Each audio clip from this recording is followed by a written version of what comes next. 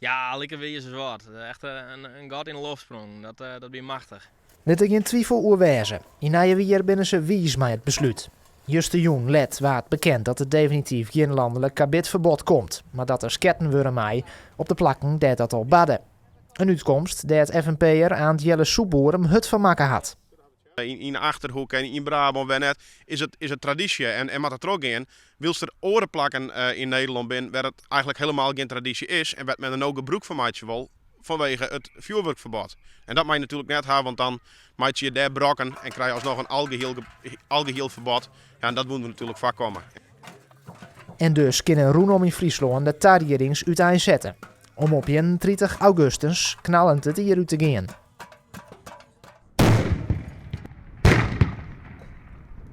Opbouwen er vanzelfs coronamaatregels. Die zullen waarschijnlijk wel streng binnen met het jaar. En dat betekent dat het geen grote groepen worden kunnen, maar dat het kleine groepjes wezen zullen. En dat de dorpsfeesten die uiteindelijk kennen, denk ik net toch geen kunnen. Dus het wordt geen drank en het wordt geen groep.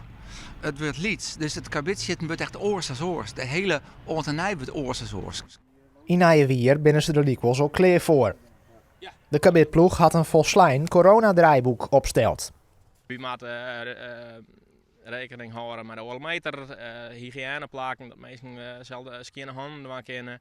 We proberen kabitzitters nog wat in de veiligheid te krijgen. Hesje, maar oormeter, zoiets en dan een ludieke tekst erbij. Schone moelkapjes krijgen kunnen en wil dat het zo onttrekkelijk is voor de shitters dat zij wil mij dogen, maar direct nog wel wat humor ervan in zien. 64 kabitploegen hebben haar intussen laat eerst Friesland al onmeld. Het hotel kan beginnen. Zo het nog in? Ja, zeker. Ja.